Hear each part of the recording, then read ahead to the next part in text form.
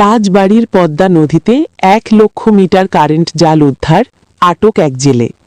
রাজবাড়ী থেকে জানাচ্ছেন সীমা আক্তার। 16 ফেব্রুয়ারি রাজবাড়ী জেলার গোয়ালন্দ উপজেলার পদ্মা নদীতে জাটকা ইলিশ রক্ষা ও সংরক্ষণ অভিযান 2026 উপলক্ষে অভিযান পরিচালনা করা হয়।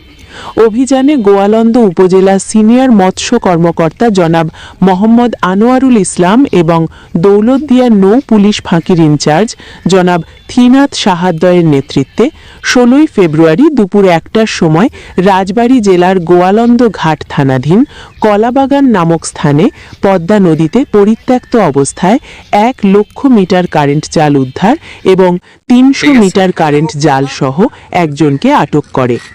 আটককৃত মোহাম্মদ শাহ আলম শেখ।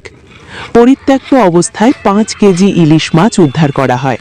পরবর্তীতে নিকটস্থ মাদ্রাসায় বিতরণ করা হয়। পরিত্যক্ত 1,00,000 মিটার কারেন্ট জাল আগুনে পুড়িয়ে ধ্বংস করা হয়।